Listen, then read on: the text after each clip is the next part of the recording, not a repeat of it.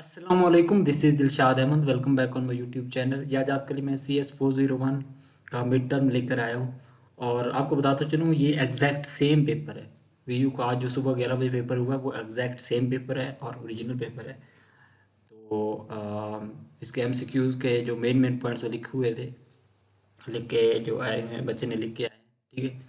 तो ये original paper है, 100% करेक्ट, ठीक है। साथ मैंने इसके जो नीचे ऊपर जो स्टेटमेंट थी MCQ की सारी लिखी हुई थी और ऑप्शन मैंने जो नेट से या मेरे पास जो फाइल वगैरह थी वहाँ से मैंने देखे हैं जो ऑप्शन थे, कुछ के ऑप्शन मिल गए हैं और कुछ की जो है वो मैंने एग्जैक्ट लाइन जो थी हमारे हैंड आउट से वो उठाकर जैसे कि MCQs में पूछी हुई थी वो मैंने आपको दे दी, ठीक है। तो ये एग्जैक्ट सेम पेपर है। तो MCQs की तरफ चलते हैं। पहले MCQ आती instruction ADC has dash operand. Instruction ADC के कितने ऑपरेंड्स होते हैं? 0 1 2 3।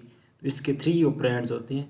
तो साथ मैंने सारे MCQs के पेज नंबर भी मेंशन किए हुए हैं, तो आप अगर चाहें तो हैंडआउट्स में जाकर ये सारे पेज नंबर के मुताबिक चेक कर सकते हैं, ठीक है।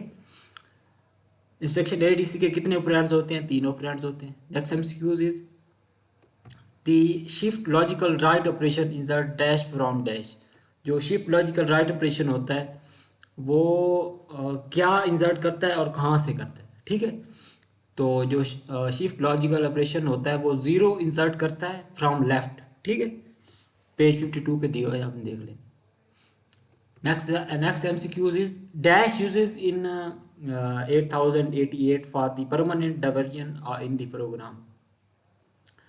8088 में परमानेंट डिवीजन ऑफ प्रोग्राम में क्या यूज़ किया जाता है? जंप, कॉल, रिटर्न या नन। तो जंप यूज़ किया जाता है, पेज 64 पे दिया हुआ है परमानेंट डाइवर्जन के लिए। और अगर टेम्परेरी डाइवर्जन है तो उसके लिए हम कॉल यूज़ करते हैं, ठीक है। ये बात भी आपने ध्यान में रखनी। Next MCQs is which of the following is not true about the registers. Register के बारे में इनसे कौन सा ऑप्शन ट्रू नहीं है, ठीक है। तो there operation is very very much like memory, ये भी ट्रू है। इंटरमीडिएट रिजल्ट में आल्सो भी स्टोर इन रजिस्टर, ये भी ट्रू है। They are also called scratch pad RAM, ये भी ट्रू है। तो इसमें से नन ऑफ दीज ऑप्शन होते, ठीक है। नेक्स्ट है अस्की, ASCII स्टैंड फॉर, ये किसका है? American standard code for information interchange, ठीक है। आपने ये ध्यान में रखना है तमाम अल्फाज। American standard code for information interchange, ठीक है। Next is when RET instruction यानी return instruction is executed stack pointer is, ठीक है। जब रिटर्न इंस्ट्रक्शन एक्सिक्यूट किए जाते हैं तो स्टैक पॉइंटर क्या होता है? इंक्रीमेंट बाय 1, डिक्रीमेंट या इंक्रीमेंट बाय 2। तो वो ये when return instruction executed stack pointer is incremented by 2, ठीक है। पेज 60 पे ये दिए हो।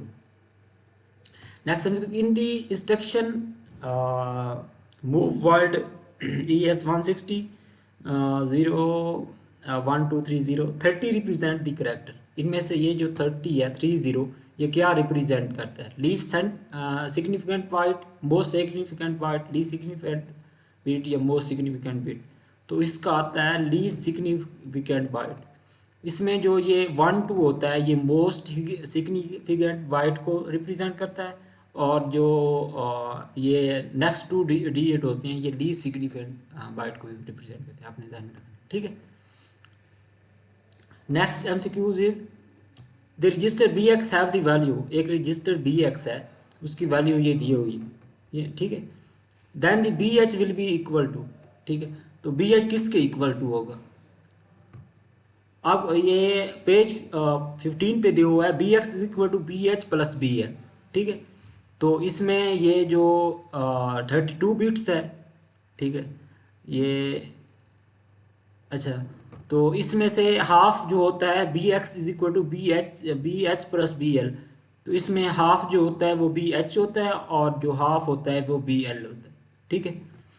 तो then BH is equal to, तो पहले हाफ BH है आगे BL है, तो इसमें से BH इज इक्वल टू पहला हाफ जो होता है इसका BH हो जाता है, ठीक है।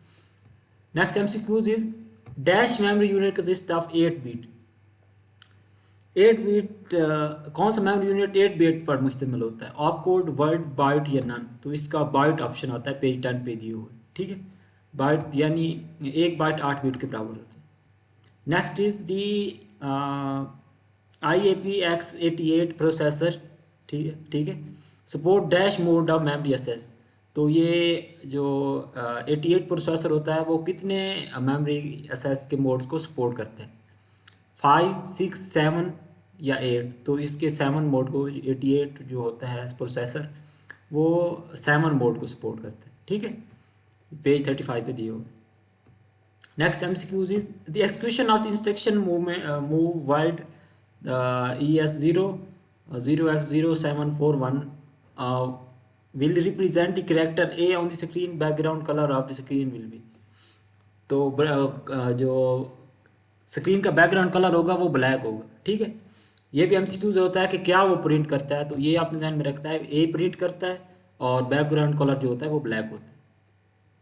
Next MCQs is logical addressing is a mechanism to assess the dash memory. Logical address एक मैकेनिज्म है जिसके ज़रिए हम फिजिकल मेमोरी को असेस करते हैं, ठीक है। पेज 22 पे देखो। Next is stack is a data structure, आपने ध्यान में रखना है, स्टैक एक डाटा स्ट्रक्चर है, पेज 67 पे दियो। Next is compare is meaningless without dash jump. जो कंपेयर होता है वो किस जंप के बगैर जो होता है मीनिंगलेस होता है, यानी उसका कोई फ़ायदा नहीं होता।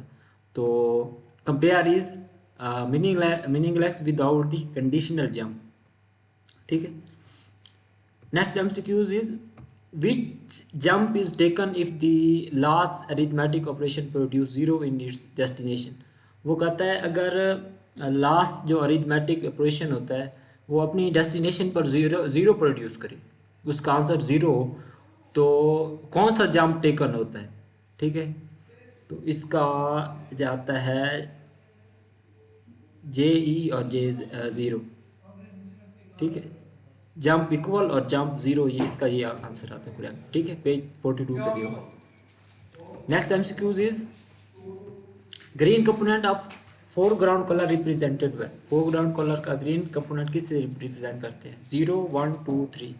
तो इसका ऑप्शन आता है 1, ठीक। Next MCQs is green component of background colour, ये 5 से रिप्रेजेंट करते हैं। पेज 81 पे दिए हुए हैं कि कौन सा कलर कौन से डिजिट से रिप्रेजेंट करते हैं, तो वहाँ पे जाकर आप देख लेंगे, ठीक है। The video devices as seen by the computer as memory area containing the dash code। तो इसका आता है ASCII कोड, ठीक है। Video device is seen by the computer as memory area containing the ASCII code. Which of the following instruction allow memory to memory movement of data. Memory to memory movement data के लिए हम कौन सी instruction use करते हैं? Moves use करते हैं। Next is the physical address of the stack is obtained by, जो stack का फिजिकल एड्रेस है वो कैसे हम ऑब्टेन करते हैं? तो पेज 68 पे दिया हुआ है, SSSP कम्बिनेशन के ज़रिए हम इसको ऑब्टेन करते हैं। और एक्सक्लूसिव और इज ए डैश ऑपरेशन। तो एक्सक्लूसिव और जो एक्सक्लूसिव और जो होता है वो एक रिवर्सिबल ऑपरेशन होता है, ठीक है। Next is what is the, अच्छा ये हो गया एमसीक्यूज। उसके अलावा जो शॉर्ट क्वेश्चन है 3 मार्क्स से पहला था, what is relative addressing. Relative addressing क्या होता है? पेज 45 पे दिया हुआ है। Relative addressing is technique for the specifying memory location based on their distance from known reference point rather than it their absolute address. This is the reference point can be another memory address special register, ठीक है। तो आपने ये याद कर लें। Next MCQs is, next जो short question था 3 नंबर का वो ये था कि right the assembly language code for the following statement. ये 2 स्टेटमेंट दी हुई थी, तो इसका असेंबली लैंग्वेज कोड लिखना था। तो पेज ये 27 और 29 पे देख लेना, एग्जाम्पल 2.3 और 2.5 में हैंडआउट्स में जाकर, ठीक है। तो पहला है variable var as word having the value 25। तो हम इसमें लिखेंगे var1 डाटा वर्ड और 25 लिख देंगे। और दूसरा है variable var3 as byte having the value 25। तो वेरिएबल var3 लिखेंगे, फिर डाटा बाइट और आगे 25 लिख देंगे, ठीक है। और ये आगे इसके कमेंट्स लिख दें, चाहे तो आप लिख दें या ना भी लिखें तो ठीक ठीक। Next question is, if there is 32 bit the divisional जो होता है A L register which to register from it will be the size of operand. तो इसमें कौन से दो रजिस्टर जो होते हैं मिलकर इसको फॉर्म करते हैं और ऑपरेंड का साइज़ किसके बराबर होता है। पेज 85 पर दिया हुआ है, यहाँ से लेकर ये इंपॉर्टेंट है, इसको आपने लाजमी तौर पर पढ़ना है। फॉर एग्जांपल ठीक है, तो इसमें जो होता है ए एल रजिस्टर, जो ए एक्स रजिस्टर होता है वो ए एल और ए एच पर मुश्तमिल होता है। B L has 8 bit operand, so the इसको डिविजनल बी एल की जगह ए एल आप कर लें। ये एग्जैक्ट मैंने कॉपी पेस्ट किया है इसमें हैंड आउट में से।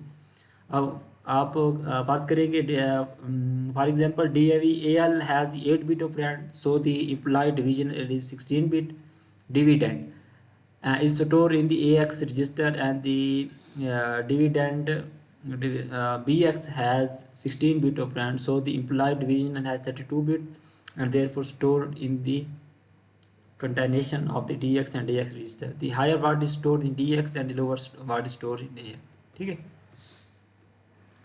नेक्स्ट 5 MCQs के जो 5 नंबर के जो था क्वेश्चन 3 वो ये थे। पहला इसमें थे कि ये ऐसे इस तरीके से डब्बे बने हुए थे, फंक्शन ये वाले दिए हुए थे और इसके ज़रिए आगे हमने रजिस्टर के नेम वगैरह लिखने थे। ठीक है, रजिस्टर वगैरह के नेम हमने खुद लिखने थे। तो often use arithmetic and logic operation belong to intermediate result. Intermediate result के लिए हम अकाउमुलेटर यूज़ करते हैं, आपको ध्यान में रखने। इंटरमीडिएट, जब इंटरमीडिएट रिजल्ट है तो आपने आगे अकाउमुलेटर लिखना। ठीक है।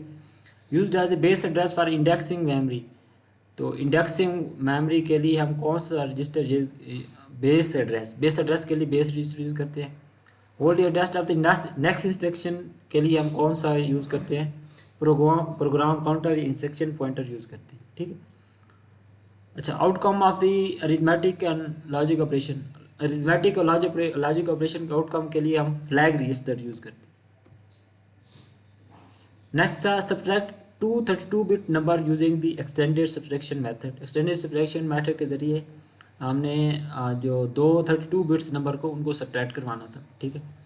पेज हैंड आउट्स के पेज 57 पे दिए हुआ है, जाके आपने देख लेना है। तो इस तरीके से हम इसको सब्ट्रैक्ट करवाते हैं। तो ये आपने देख लिया। यहाँ पे डेस्टिनेशन की जगह आप वो नंबर ऐसे NUM1 और SRC की जगह NUM2 भी लिख सकते हैं और इस तरीके से इनको रिप्लेस की जगह पे कर सकते हैं अपने। ठीक है। डेस्टिनेशन और सोर्स की जगह, ये डेस्टिनेशन है सोर्स है, इसकी जगह आप नंबर 1 और नंबर 2 भी लिख सकते हैं। ठीक है। नेक्स्ट था how to convert numerical value to ASCII in the 8088 assembler. तो ये पेज 79 पे दिया हुआ है। इस तरह कोड करते हैं। In the assembly language you can convert the numerical value to ASCII representation by break it down the number into individual digit and then converting each digit to the ASCII character. ठीक है। तो इस तरीके से हम कर देंगे। ये कोड दिया हुआ है, ये आपने एक मरतबा देख लेना है, इसको स्क्रीनशॉट ले लेना अपने एक बार स्टॉप करके। ठीक है, इसको स्टॉप करके आपने इसका स्क्रीनशॉट ले लें।